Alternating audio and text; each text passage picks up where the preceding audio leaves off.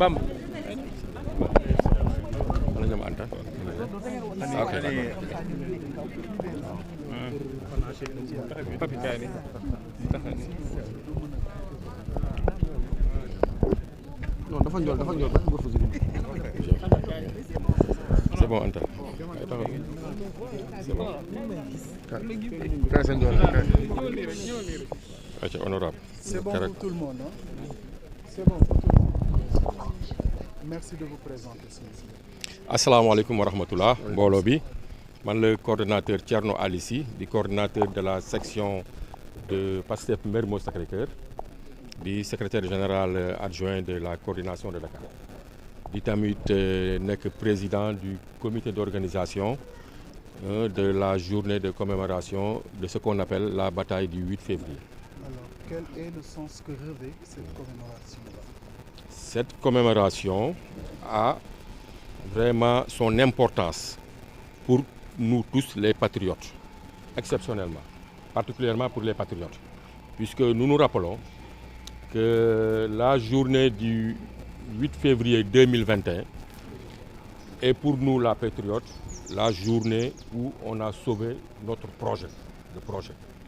Puisque ce jour-là, si vous vous rappelez, on avait envoyé une colonne de GMI fortement armée pour venir cueillir, si je peux m'exprimer ainsi, notre leader, le président Ousmane Sonko.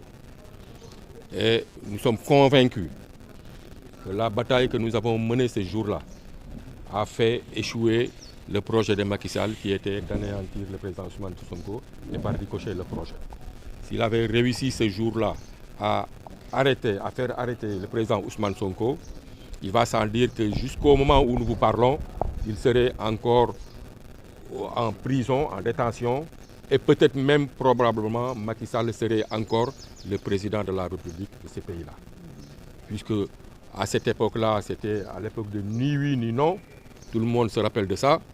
Il avait des velléités d'un troisième mandat et il savait pertinemment bien que c'était son seul adversaire potable, c'était le président Ousmane Sonko, et il voulait s'agripper sur l'affaire de Adji Sarr pour faire arrêter notre président, le président du parti Ousmane Sonko. Et nous sommes convaincus que s'il avait réussi son coup, le projet serait alors anéanti ce jour-là. Donc la bataille que nous avons menée ici ce jour-là vraiment revêt son importance pour tous les patriotes que nous sommes, puisque c'est cette bataille-là qui a sauvé le projet, qui a fait que, quand même, que nous en sommes arrivés là pour conquérir le pouvoir et gagner en mars 2022. Alors, hormis les patriotes, le projet qui a été sauvé, le tenir cette journée exactement ici, au niveau de la cité Keur Gorgui, avec les populations qui ont également vécu de manière assez atroce ces moments-là, est-ce qu'il y a aussi une pensée pour ces populations riveraines? Mais bien entendu, une pensée surtout à nos martyrs, aux plus de 80 et quelques personnes qui ont tombé sur le champ de bataille. Des gens qui ont donné de leur vie pour que ce projet puisse aboutir.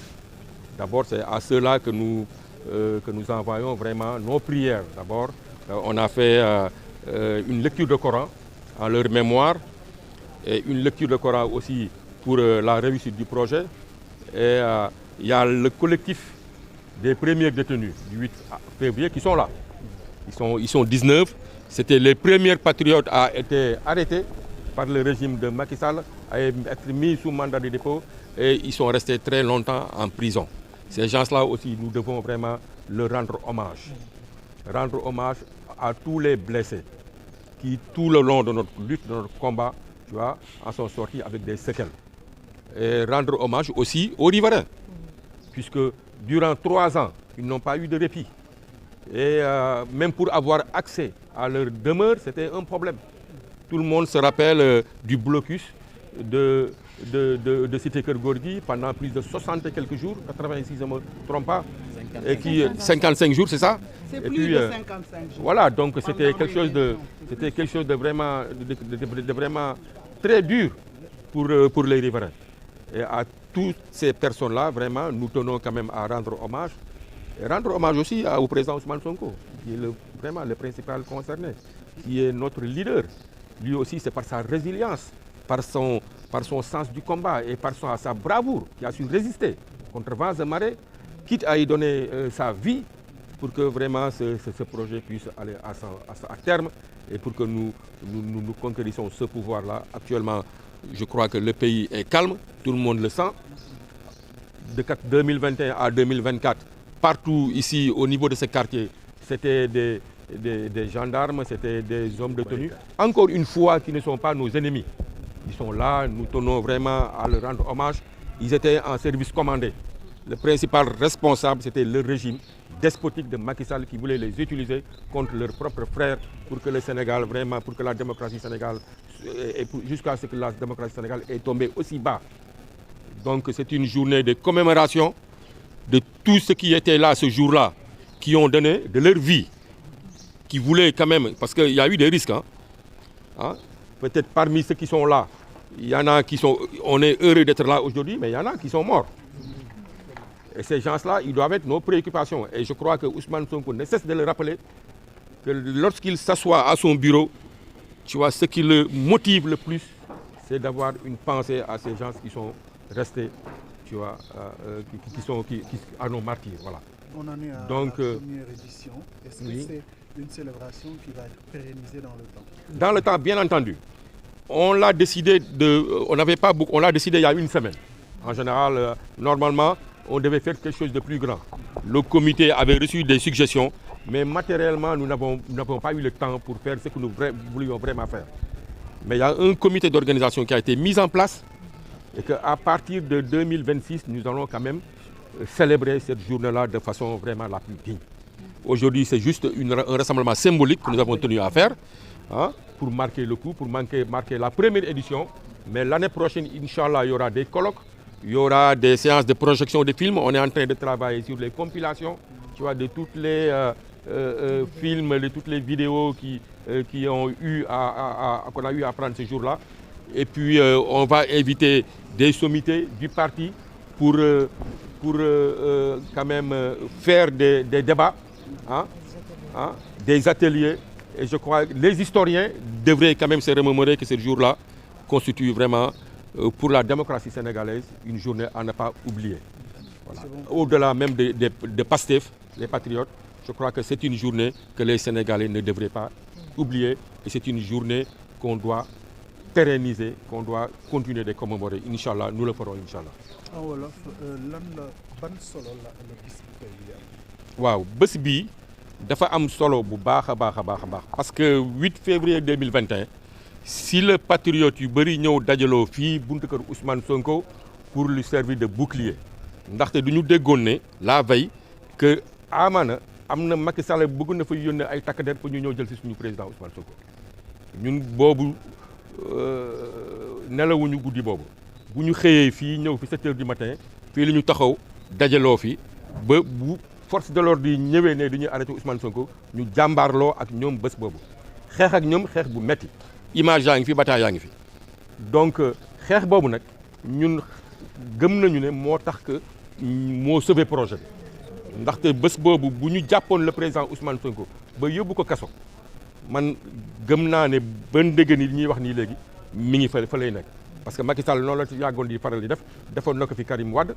téye ko pendant des années defoon na ko fi Khalifa Sall téye ko pendant des années xamoon nañu jour boobu bu jàppoon Idrissa bu jàppoon suñu leader le président Ousmane Sonko su ko tëjee kaso projet bi nax saay na donc jour boobu ak fit bu mat sëkk lu ñu fi ñëwoon taxaw jàmbaarloo ak force de l'ordre si ne suñu président Ousmane Sonko kenn du ko yóbbu surtout que luñ ko doon jiiñ xamoon nañu ay yëfu caaxaan la woon.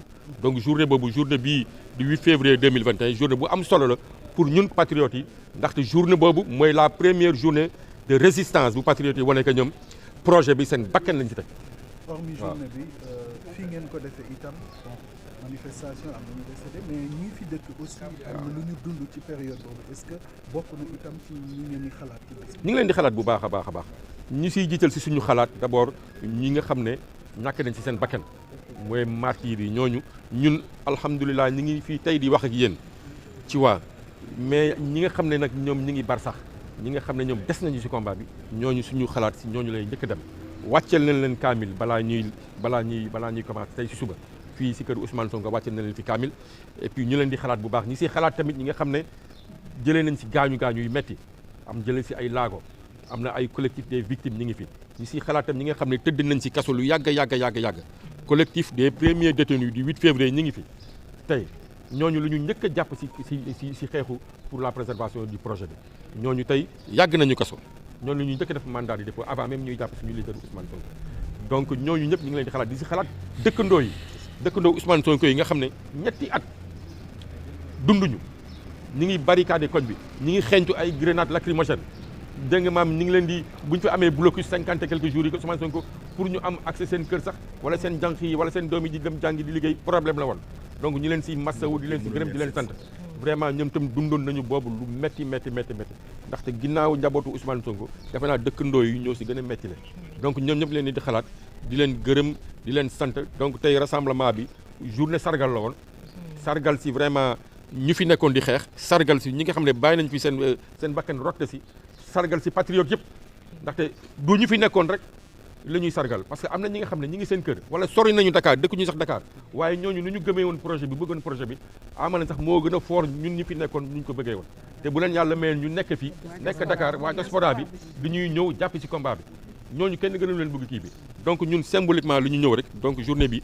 nga xam nañu journée bii la ñu sauver projet bi ñu nar ko jox gëddëm nag tey première édition bi du ñu ne dañuy ñëw rek def benn rassemblement symbolique mais incha allah à partir de 2026 créé nañu benn comité d' organisation ak de réflexion bi nga xam ne dinañ si gën a gëstu pour xool naka lañ koy gën a ñoŋalee bëgg nañ si def ay colloque def si ay reportage de film ba pare ay waxtaan woo si ay historiens tamit woo si ay kàngamu parti bi ñu ñëw pour beneen yoon incha allah prochaine édition bi incha allah mu nekk journée bi nga xam ne dinañ ko jël en considération bëgg nag patrie bi le parti approprié wu journée bi parce que journée bu am solo la si Pastef waaw bëgg nañ nag les autorités du parti ñu gunge ñu si la commémoration de la journée du 8 février 2021 muy journée bi nga xam ne si la patriote yi njëkk a taxaw ne duñuy jàmbarloog Macky Sall te njëkk a taxaw pour sauver le projet du Pastef waaw ma leen di jaajëfal.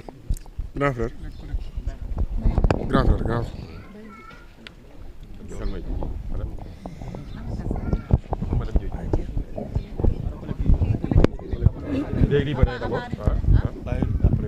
riverains yi après collectif des détenus yi ana ñoo wando madame Diédhiou na ñëw waaw collectif des détenus yi kan mooy seen Abdoulaye Diop kan mooy seen responsable koy wax ok